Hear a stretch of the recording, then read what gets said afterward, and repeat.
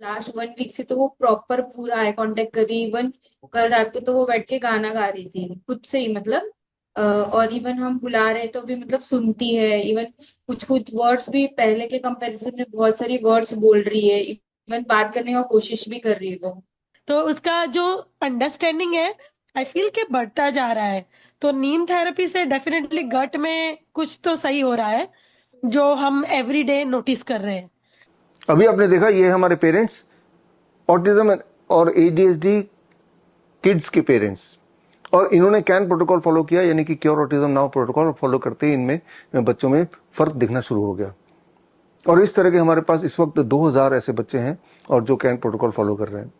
और वो क्या कर रहे हैं, कैसे वो ठीक हो रहे हैं, ये जानने के लिए आपको ये जानना पड़ेगा कि at the very first place autism होता क्यों है, ऑटिज्म क्यों होता है, एडीएचडी क्यों होता है, कैसे होता है। याद रखिए, ऐसे बच्चे बचपन में वो पैदा जब होते हैं वो हेल्दी होते हैं, लेकिन उसके बाद कुछ ऐसे सर्कमस्टेंस बन जाते हैं जिससे वो ऑटिज्म और एडीएचडी के पेशेंट बन जाते हैं। तो कौन कौन से फैक्टर्स हैं जिससे एक हेल्दी बच्चा कन्वर्ट हो जाता है into autism and ADHD children, इसको समझने के लिए, उसके 5 फैक्टर को समझने के लिए आप ये मॉडल, ऑटिज्म का एडीएचडी का मॉडल देखिए, इसके माध्यम से समझाता हूं। सबसे बड़ा फैक्टर और सबसे एविडेंस बेस्ड फैक्टर है, दैट इज द वैक्सीन। बचपन में लगाई गई जो वैक्सीन है वो वैक्सीन एक बड़ा कारण है। वैक्सीन क्या करता है, वो गट ब्रेन एक्सिस को पूरी तरह डिस्ट्रॉय कर देता है, जो 2 वे कम्युनिकेशन है उसको खत्म कर देता है। और उसके बाद जो सबसे बड़ा दूसरा कारण है, दैट इज ड्रग्स। छोटे बच्चों को जो दवाइयां दी जाती हैं, एंटीपायरेटिक, एंटीवायरल, एंटीबायोटिक, और जिससे कुछ बच्चों में उनका जो गट माइक्रोबायोटा है वो डिस्टर्ब हो जाता है, and that led to the further complication. तीसरा जो सबसे बड़ा फैक्टर है, दैट इज इलेक्ट्रोमैग्नेटिक फील्ड। आजकल के बच्चों में अगर आप देखें, इवन छोटे बच्चे, 1 साल से छोटे बच्चे भी, उनके पेरेंट उनको मोबाइल पकड़ा देते हैं। तो मोबाइल का जो इलेक्ट्रोमैग्नेटिक रेडिएशन वो ब्रेन में न्यूरो इन्फ्लेमेशन क्रिएट करता है, leading to this kind of symptom. चौथा जो सबसे बड़ा फैक्टर है, that is animal protein casein and plant protein gluten, यानी कि गेहूं। कुछ बच्चे के अंदर इन दोनों चीजों से ऑटो इम्यून रिएक्शन क्रिएट होता है, leading to all these kind of autism like symptoms. And finally and the very important, that is stimulants. आजकल के बच्चे अगर आप देखेंगे, उनके पेरेंट्स को देखेंगे, तो आजकल के बच्चों को ज्यादा फास्ट फूड की लत लगी हुई है। फास्ट फूड, एमएसजी है, मोनोसोडियम ग्लूटामाइड या एस्पार्टेम है, ये सारे भी कंट्रीब्यूटिंग फैक्टर है to convert a healthy child into autistic, उनके बिहेवियर में बदलाव लाने में। ये जो फैक्टर्स हैं, इससे भी ऑटोइम्यून रिएक्शन ट्रिगर होता है, leading to all these kind of symptoms. तो ये पांचों फैक्टर्स को अगर हम ठीक करते हैं, इसको रिवर्स कर दें, तो एक बच्चा हेल्दी हो सकता है। और हमारे बच्चे हेल्दी होते हैं, ठीक हो जाते हैं, और इसी वीडियो में आगे ऐसे बच्चों से मैं मिलाऊंगा। फिलहाल हम बात करते हैं कि हम अपने बच्चों को जो can protocol, cure autism now protocol देते हैं, वो क्या है और कैसे फॉलो करना है। इसमें सबसे बड़ा वैक्सीन के साइड इफेक्ट को कैसे हटाएं, और वैक्सीन को साइड इफेक्ट को हटाने के लिए नीम थेरेपी, यानी कि for every 10 kg of child 1 gram of Neem leaf powder. मान लो 30 kg का बच्चा है तो 3 ग्राम, आधा चम्मच नीम के पत्ते का पाउडर लिया और आधे कप या 1 कप गर्म पानी में घोल के खाली पेट पिला दिया। जब ये करेंगे तो आप एक्सपेक्ट कर सकते हैं कि वैक्सीन का जो साइड इफेक्ट है वो तेजी से कम होने लगेगा। दूसरा फैक्टर, ड्रग्स से जो गट माइक्रोबायोटा में जो बदलाव आ गया था, जो डैमेज हो गया था, उसको मिटिगेट करने के लिए प्रोबायोटिक ड्रिंक, यानी कि अमली, घर पे बना हुआ, तो वो प्रोबायोटिक से इसके इफेक्ट को हम मिटिगेट कर सकते हैं, कम कर सकते हैं। तीसरा, एनिमल प्रोटीन एंड ग्लूटिन, इसकी जगह रॉ प्लांट फैट, यानी कि coconut is the best raw plant fat, यानी कि जितने केजी का बच्चा है, 20 केजी का बच्चा है तो 20 ग्राम कोकोनट बच्चे को हर दिन खिलाना है। बच्चा कोकोनट ऐसे तो खाएगा नहीं, तो उसके कई सारे तरह के रेसिपीज हम पेरेंट्स को सिखाते हैं, so that we can counter this. और उसके बाद आता है इलेक्ट्रोमैग्नेटिक फील्ड रेडिएशन से जो न्यूरो इन्फ्लेमेशन हुआ उसे कैसे कम करें, उसके लिए 0 वोल्ट थेरेपी।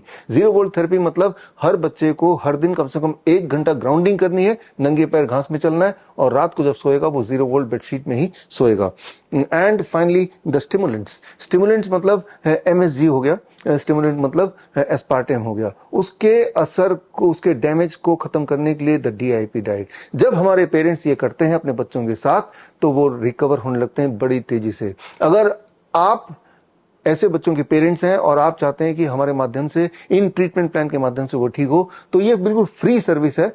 आपको सिर्फ bishrup.com/autism जाना है और जाके फॉर्म भरना है और उस फॉर्म को हम पढ़ेंगे and then my team, my doctors will connect with you और आपको हमारे ग्रुप में शामिल करेंगे, आपको ट्रेनिंग देंगे। लेकिन इस वक्त हमारे देश में करीब 50 लाख ऑटिज्म के बच्चे हैं। इस वक्त हमारे देश में करीब 3 करोड़ ADHD के बच्चे हैं। यानी कि उन सारे बच्चों तक पहुंचने के लिए मैं और मेरी टीम काफी नहीं है, हमें आप जैसे लोगों की जरूरत है। और आप में से वो लोग जो इस तरह के बच्चों को हेल्प करना चाहते हैं, तो आपके लिए एक खास ट्रेनिंग प्रोग्राम है जो कि 2 अक्टूबर से शुरू हो रहा है and that is called certification in autism and ADHD reversal.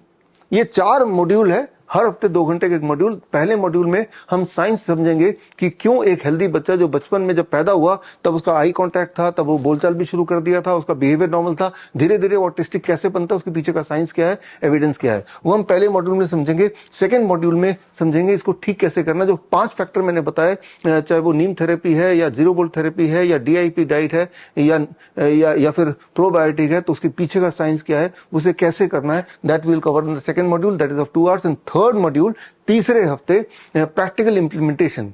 कैसे पेरेंट्स अपने घर में, अपने किचन को, अपने घर में कुछ और अरेंजमेंट को बदल के जो आपने पहले 2 मॉड्यूल में सीखा उसे इंप्लीमेंट करें। और चौथे मॉड्यूल में handling the common health emergency among the autistic children. और इस तरह के बच्चों में कुछ हेल्थ इमरजेंसी होती है, जैसे कि सीजर पड़ जाता है, फिट्स पड़ जाता है, बार बार बुखार आने लगता है, और ऐसे में पेरेंट्स उनको उन्हीं डॉक्टर के पास ले जाते हैं जिनकी वजह से आज ये हालत है।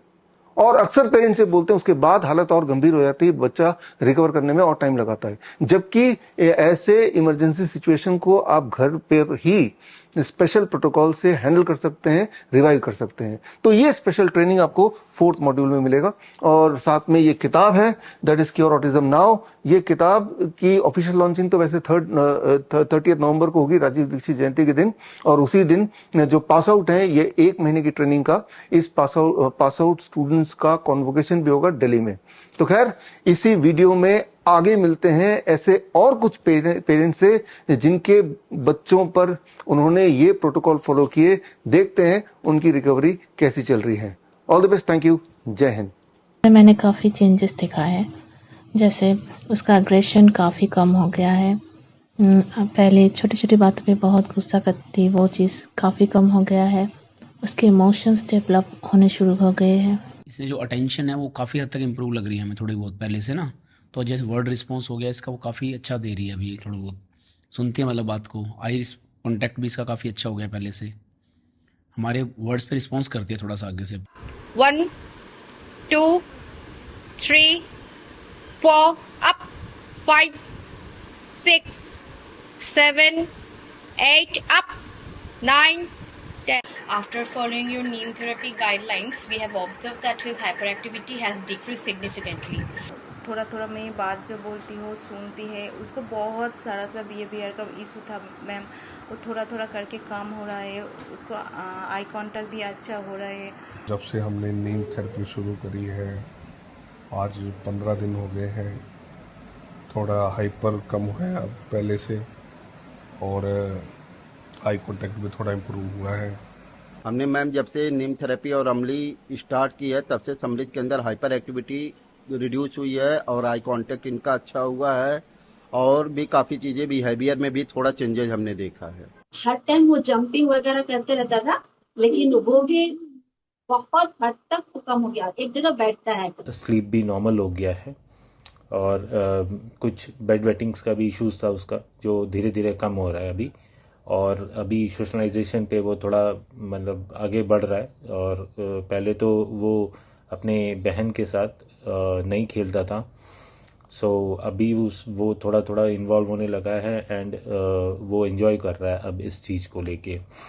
हाइपर एक्टिविटी की बात करें तो वो भी थोड़ा थोड़ा कम हो रहा है। बहुत इम्प्रूवमेंट मिला है मुझे सर, और जो बैठे बैठे साउंड्स निकालता रहता था वो साउंड्स कम हुए हैं, अटेंशन बढ़ी है, लॉसनेस कम हुई है उसकी। मैं आपके साथ अराउंड 1 वीक से जुड़ी हुई हूँ, and we are following the DIP diet, 0 watt therapy and neem therapy, and we are noticing some improvement in my daughter.